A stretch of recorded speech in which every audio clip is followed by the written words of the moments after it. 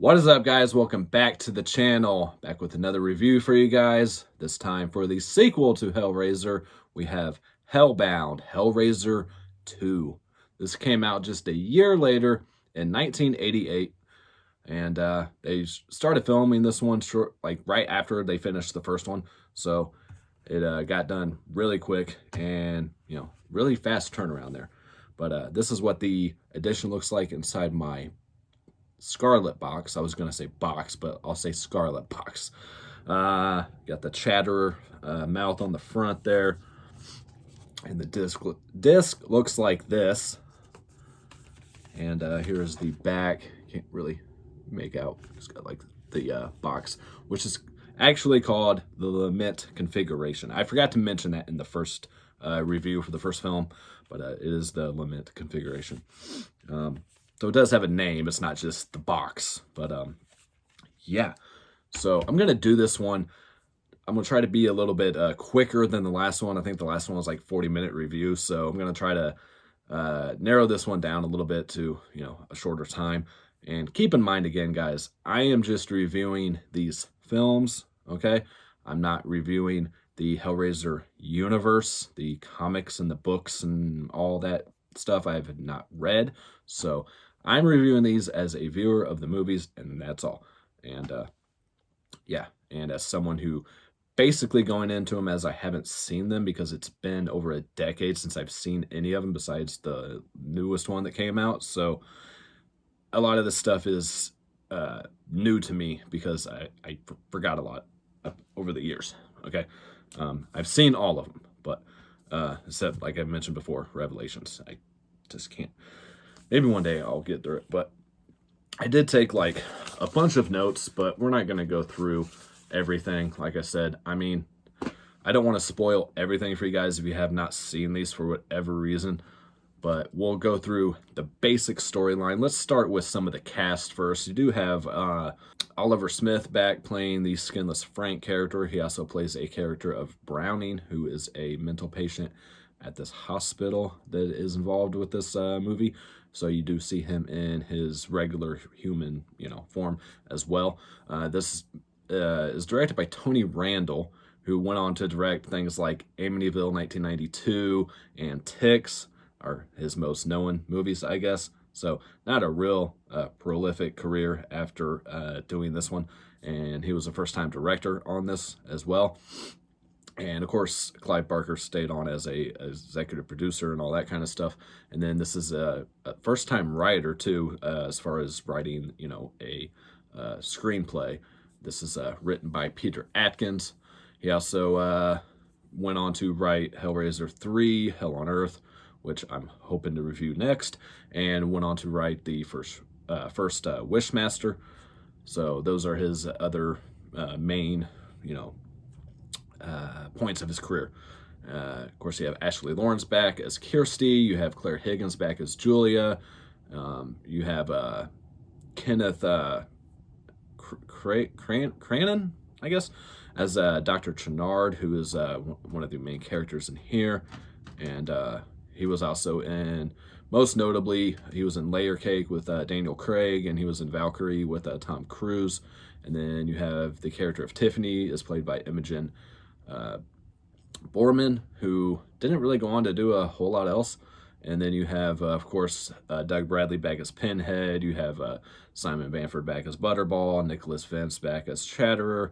And the only difference is the character of the female Cenobite, originally played by Grace Kirby, is replaced by Barbie Wilde. And you also have a skinless Julia in this one, which we'll get to again here in a second. And the actress that played her didn't really do any other movies. Just did the voices on a couple games, on Dino Crisis 3, Serious Sam, Second Encounter, and that's all she did after this. So I don't know why, but maybe this messed her up too much to go on to continuing her film career. So which you guys will get a little bit better understanding of these characters as I go through the movie. I just wanted to get the names out there of the people involved first, kind of doing things a little different. So hopefully this is up before Halloween as well. I'm trying to I was going to try and knock all 3 out before Halloween, but that's just not going to happen. I haven't had much energy this week, so I do apologize. But, yeah, so we start this one off, and I fucked up on the last review where I said the house like crumbles at the end. The house does not crumble. I was corrected by a subscriber who knows a lot more about these movies than I do, obviously. So thank you, Austin, for letting me know about this stuff, man. I do appreciate it. I apologize if I came off rude in my responses. But I was just trying to get the point across that these are my thoughts. It's a general review. It's not for people that are big into this franchise and this whole world of the Hellraiser universe, you know. So you start off in a scene where Kirsty is in the hospital in like this mental institution, and you have cops at the house where the events of the first film took place, and they come across this bloody mattress. Kirsty is telling them to, you know, destroy this thing, get rid of it. You know, Julia can come back through this mattress. You got to dispose of this thing. Get it the fuck out of here. Not in those exact words, but and then before I get too far ahead, you do have a flashback of the first film, like kind of recapping everything that happened, because, you know, it's been a whole year since the first movie came out, so we got to spend quite a while showing scenes from the first movie and make sure you guys really remember, because over a year's time, you're going to forget this whole movie. Which I didn't mind too much, especially nowadays. Like, if you saw the first one at theater and then you went and saw this one at theater, you're like, I just fucking seen this. But if you're watching this movie and you haven't watched the first one for a while, it is kind of nice to have that in there. But anyways, so she's with a detective at first for a very brief moment, and then this Dr. Chenard comes in and talks to her. She explains to Dr. Chenard what happened, you know, the whole story behind everything that happened. And you do get a scene early on, too, of a wedding taking place between Larry and Julia, and Frank kind of acting just like the creepy fucking uncle that he is, which was, and I already knew this from watching the features from the first one, which was originally shot to be in the first film, and they ended up not using it. So they threw it in on here where they're getting married and everything. So that was nice that they were able to make use of this scene. And but you're looking back like, I don't remember that from the first one, you know. So it kind of throws you off a little bit. But at least they, you know, like I said, were able to use that footage and put it in this one. So after Kirsty tells Dr. Chenard everything that happened, and, you know, and she tells Dr. Chenard to destroy this mattress as well, and everything that it's capable of doing. He has the mattress brought to his fucking house, and you're thinking, what the hell is wrong with this guy? And you figure out very shortly after that, okay, this guy knows about this world. He knows about this fucking lament configuration. He's been trying to figure this stuff out. This guy's been trying to look inside people's brains and find these labyrinths and all this stuff inside of patients, you know, opening up their skull and taking things out of their brains. This guy's fucking nuts. He's got all kinds of shit in his office. He's got a bunch of the boxes and display cases, and she even comes across a picture of Pinhead in human form in one of his like photo album things. So he already knows who this guy is, which, by the way, you do get to find out his real name in this, and he is credited as Pinhead in this one as well, not just lead Cenobite. Man, this review is going to go on for a while. Anyways, you do find out his real name is Elliot Spencer, and, you know, he hasn't been around for thousands of years. He's not that old. And so you realize all this stuff with this doctor, and Kirsty is along with the doctor's assistant, Kyle, who is kind of like the love interest in this. They do mention her boyfriend briefly at the beginning. As you guys remember from the first one, she had kind of this guy around, and all they do is say, we talked to your boyfriend and we've released him, and you never see him. So yeah, you find all this stuff out about the doctor. Dr. Channard decides to take it upon himself to release one of the more crazy people in this institute, people in the locked, padded rooms, which is the character of Browning, again played by Oliver Smith, who played Skinless Frank, and takes him back, puts him on the mattress, and the character Browning thinks he's got bugs all over him, like maggots and shit crawling all over him, and he's just like, get him off, and he takes him to the mattress and hands him a fucking straight razor and lets him go to fucking town. And in that process, Julia comes back through the fucking mattress, grabs him, and this is probably the goriest scene in this whole movie. Very well done too. I absolutely love this scene, and very, like I said, just gory as fuck. And yeah, it goes on for quite a while too. I'll probably be putting clips behind me right now, covering me up and showing you guys a little bit of it. I'm not going to show too much because I actually got banned in 4 countries for my first review for showing footage or something, including the UK. So I lost a lot of views over in the UK. It's like 7% of my subs. But, I like doing this stuff, and I don't really care about getting monetization or anything, but I don't like getting banned. Because I want you guys to still see the videos. So I'm going to try not to do that this time. I think that's only the second video I've ever put up that's gotten banned over in the UK and a few other countries. But anyway, so that scene goes on for quite a while. And we move on to kind of the introduction of the character of Tiffany, who is a teenage girl. I'm going through this again really quickly, guys. And you find out she's kind of left behind. There's some things that happen later on where you find out what happens to her mom and stuff, but I'm not going to really get into that. And she doesn't speak, and they just named her Tiffany because that's just what they chose to call her. They had to call her something. They can't just say, hey, girl. So they gave her that name. Again, she doesn't speak or anything, and all she does is sit there and play with puzzles all day. And this, of course, will come into play later in the film. Actually, very shortly after, Channard realizes, that she's a puzzle wizard, master, whatever. But after Julia comes back, she gains some skin back pretty quickly after Dr. Channard kind of nurses her back to health, kind of brings some people to her and everything to feed upon.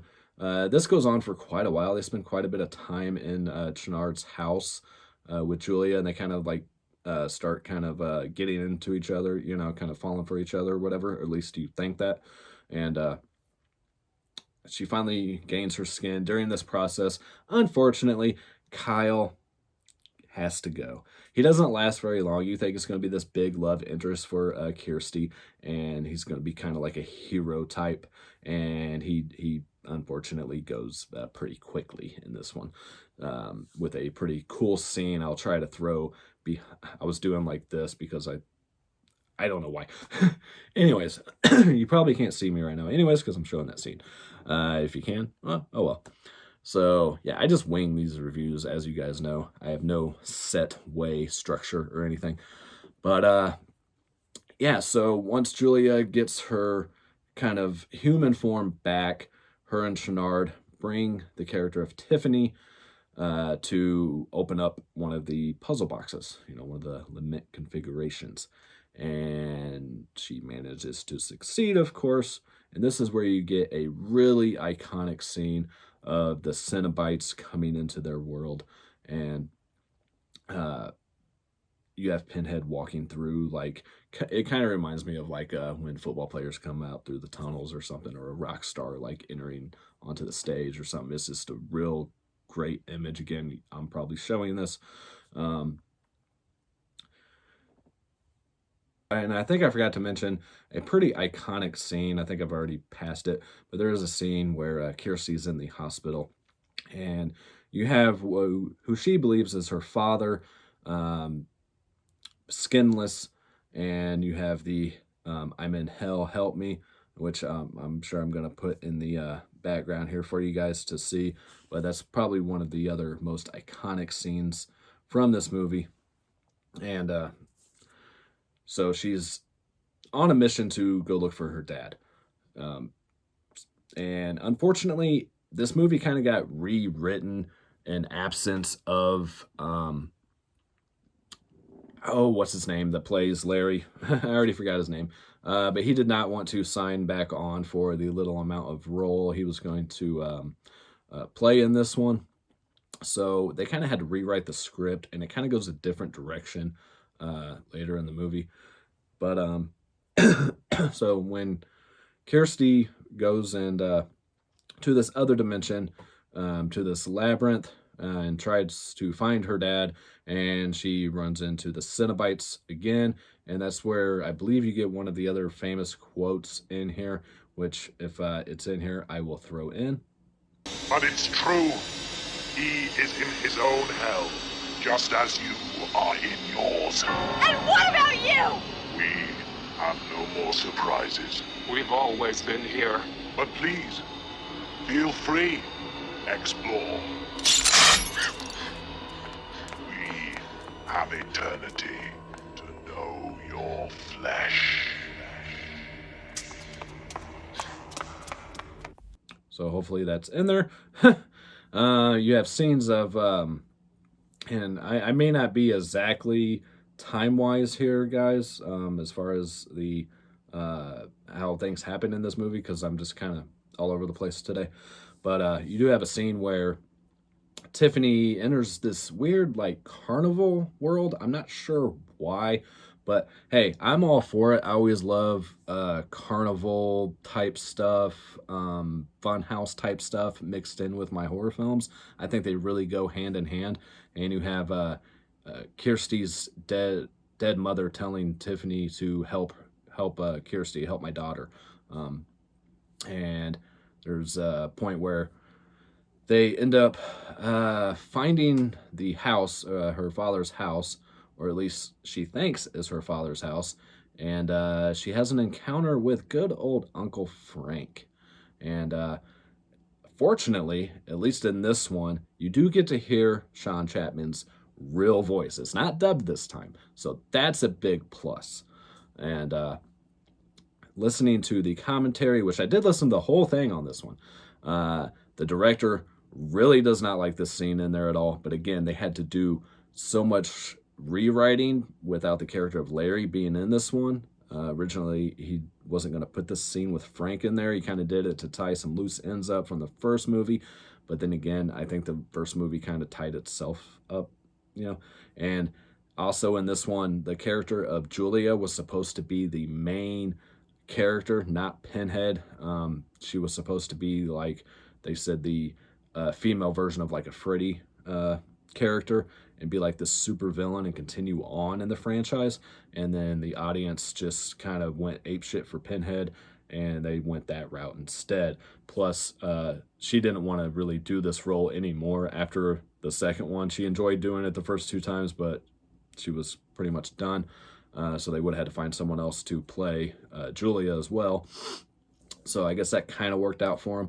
But yeah, so this scene with her creepy Uncle Frank. And another interesting fact from watching the features and everything is the set actually caught on fire during this scene. Needless to say, Frank gets dismissed in this one, kind of getting Julia getting her revenge from the first film, where Frank kills her and pretty much says no hard feelings or whatever, and she does the same thing to good old Uncle Frank in this one. And so there's no more Frank. He's done. But you do learn in this that Julia is looking for her father, like I've mentioned. And a little bit before this, you do have that encounter with her and the Cenobites. And Pinhead tells her, your father's not here. He's in his own hell. But you're more than welcome to have a look around. And that's where what leads to this. And Frank tells her, hey, this is my hell, and everything, which makes sense. And I was thinking this too. Why would Larry go to hell? He seemed like a good stand-up guy. And so they rewrote the script to where it was Frank saying, I'm in hell, help me, and not her father, because obviously Frank would be somebody that would go to fucking hell, and lures her into his hell to I guess do things to her and shit like that. You got some weird imagery in here with bodies coming out of, I don't know. I don't know what they were going for in here. You have hundreds of candles, which is the reason the set caught on fire. And so in this scene, it's actually not as elaborate as it originally was, because this scene is used after the set caught fire. But it's interesting tidbits you learn from features, Yeah, you never would have known that. So during this time as well, Julia and Dr. Chenard are going through the labyrinth. They're seeing like some weird shit going on and everything.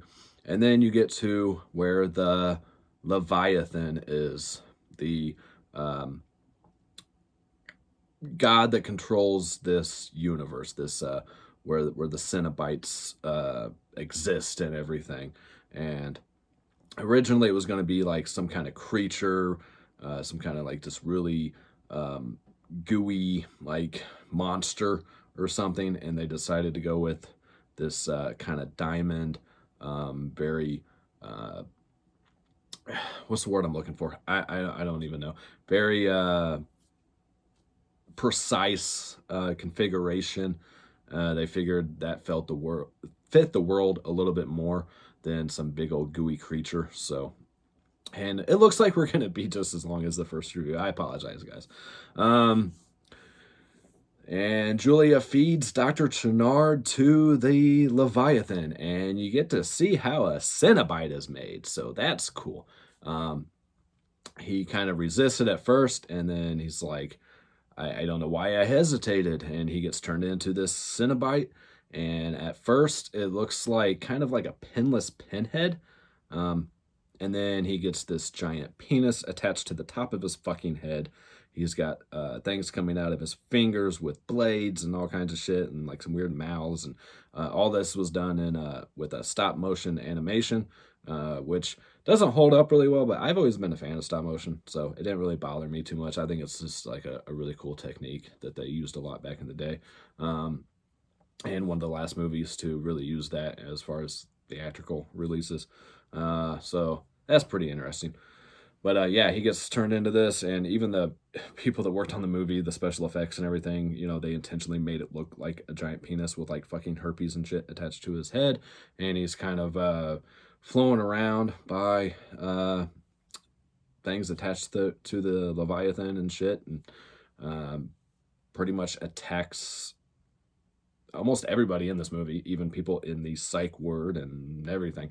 There is a battle with Pinhead shortly after Kirsty takes it upon herself to remind the Cenobites that they were once human.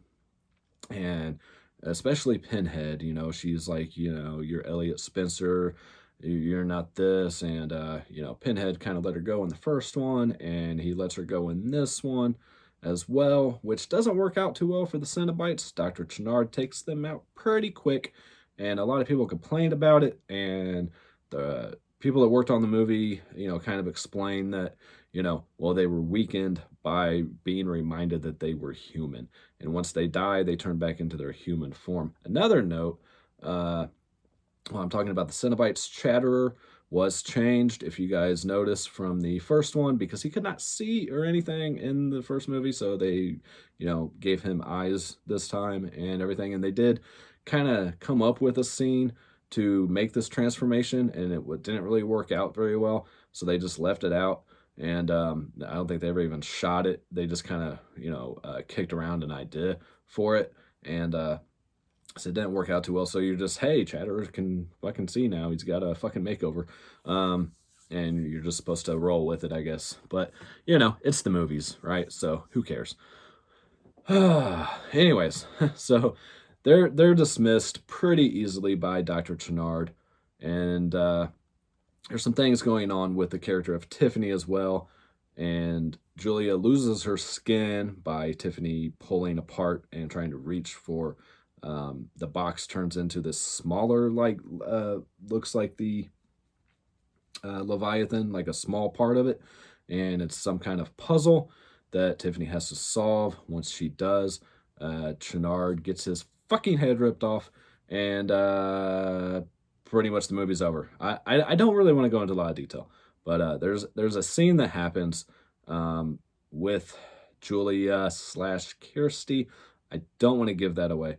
I want you guys to still watch this movie and have a few surprises.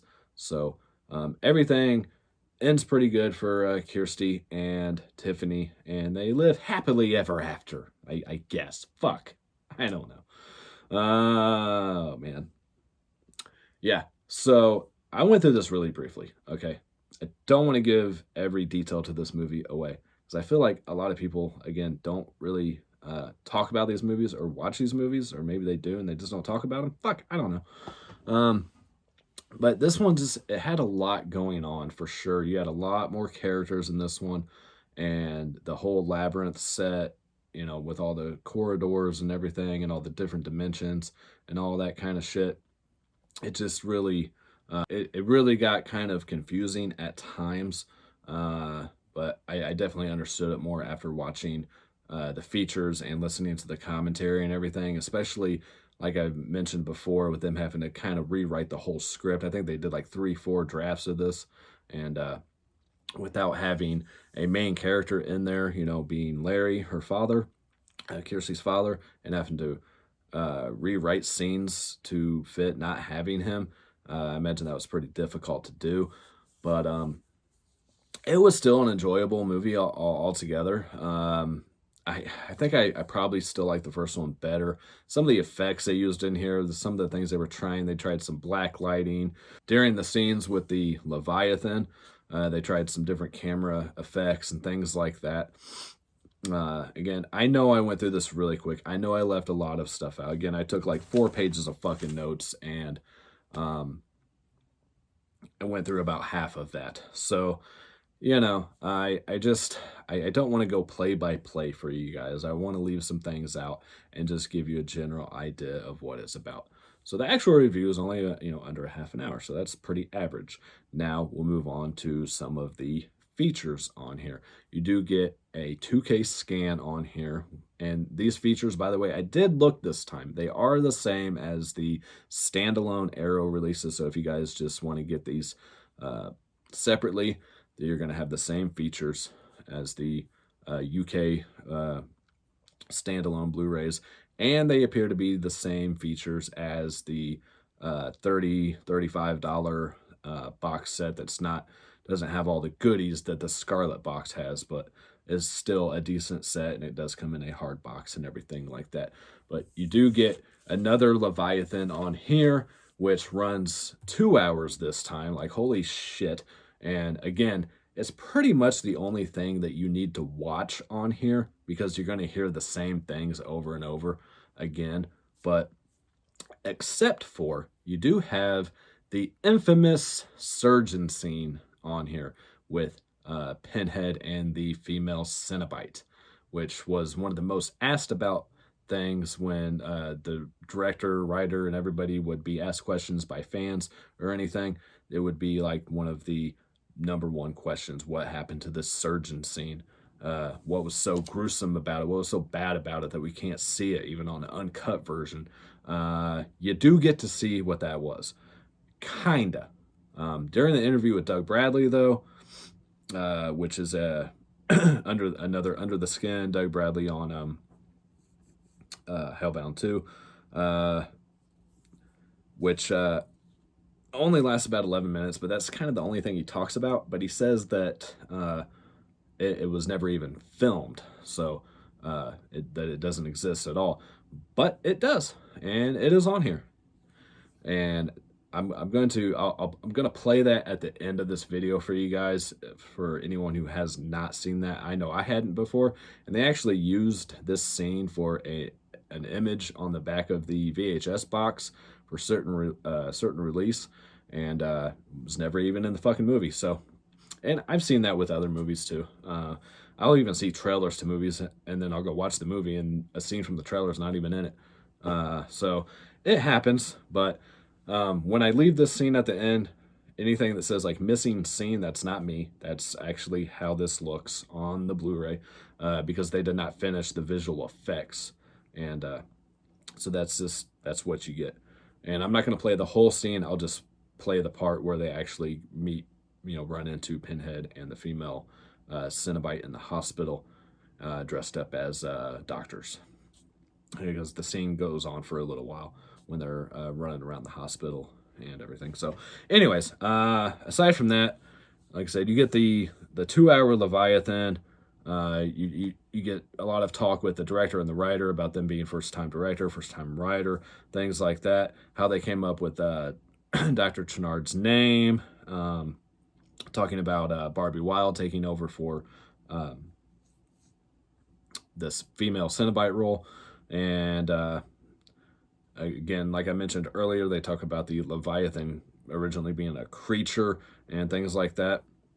And very informative, just as good as the first Leviathan. And this is going to be the last Leviathan feature on a movie, and the last movie of this franchise with New World Pictures. After this, it gets taken over by Dimension, and we move into like the 90s, and we lose a lot of this feel that these movies had, a lot of this darkness, a lot of this just unsettled feeling and everything that I think the first two movies have over the sequels. Just the way the 80s movies were shot and everything, before CGI, before all that, we lose all that after this.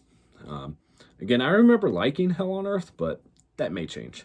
Aside from that, you get Being Frank again, another interview with Sean Chapman about his role in this one. It runs about 12 minutes. You get on-set interviews with Clive Barker, which is about 3 minutes, and interviews with the cast and crew, which is about 5 minutes. Of course, you get your TV spots and all that kind of stuff, your still gallery and all that good shit. And you do get your audio commentaries. You get one with the writer and director and Ashley Lawrence, and you get one with, I believe, just the director. I didn't write these down. I apologize. But you get one with all three, and you get one with either one or two of them. So I listened to the one with all three of them, and it was pretty informative. I definitely learned a lot, and I don't think they mentioned not wanting to film the scene with Uncle Frank in the Leviathan part. I think it was only in the commentary, maybe. I'm not really 100% on that, so don't quote me on that. But yeah, again, I enjoyed this film overall. I thought it was pretty fun. Definitely a lot more going on, and I apologize that I was all over the place. But you guys know me by now if you've been watching my channel, how I roll. So it's what you can expect. I can't talk. I'm all over the place, and I'm always moving my fucking hands. So that's what you're always gonna get from me. And watch out for the live streams, guys. They're popping up randomly. I'm gonna try to schedule them, but I don't know. The mood has to strike me right to do them. So if you guys haven't checked it out yet, check out my last live stream with my buddy Frank Fulci from Repulsive Reviews. Had a lot of fun doing that live stream with him. We talked about upcoming releases from the boutique labels and all that kind of shit, and we just had a pretty good time for an hour or so. And not too many people joined, but it was still fun. Just an impromptu. I think it was like a Tuesday night or some shit at 9 o'clock at night, so nobody was joining in, but it was still fun. So keep an eye out for those guys. Make sure you hit that notification so you know when these live streams just pop up out of nowhere. Hit that bell icon. If you guys haven't, hit that subscribe button. Again, like 70% of my views are from non-subscribers, which is really disappointing. But I still appreciate the views. Of course, links to Instagram, Twitter, Patreon, Amazon wishlist, PayPal. If you guys want to help support the channel in any way, you're more than welcome to.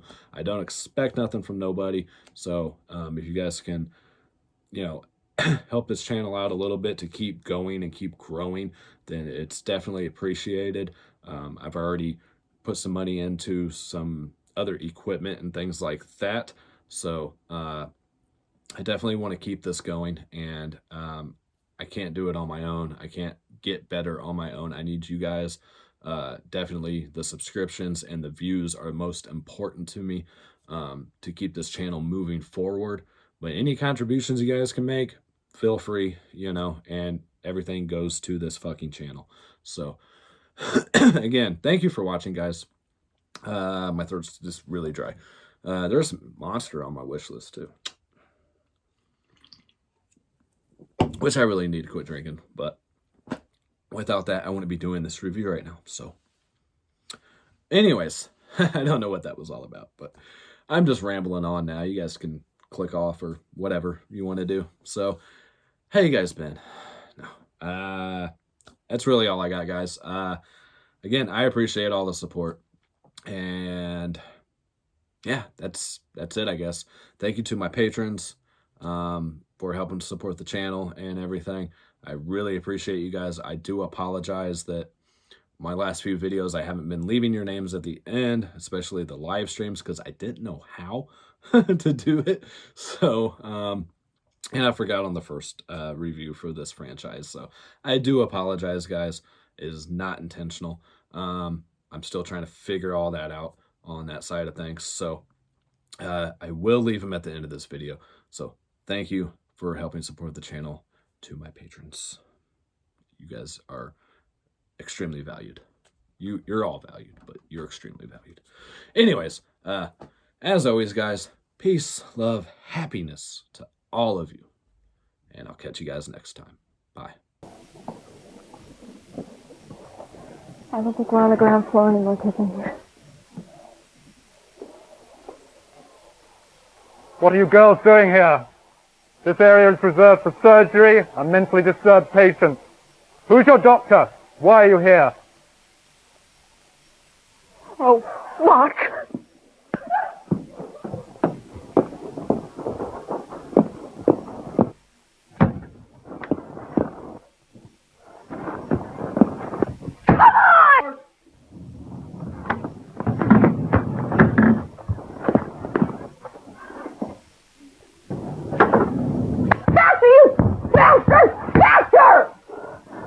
Oh, Jesus.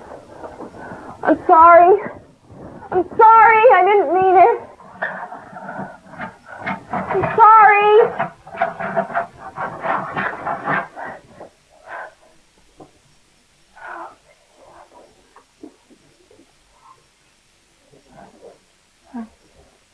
Okay. There can't be no, you're not upstairs. It's okay.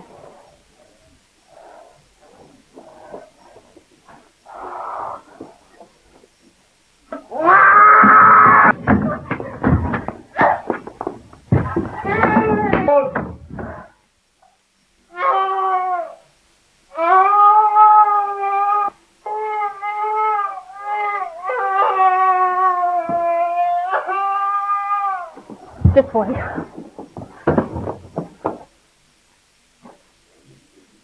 Oh, so what, girlie? It's okay for an ego trip, but it doesn't get the job done. Do you remember? Make no better. What? Fine. I have to finish the puzzle. Remember to make it better.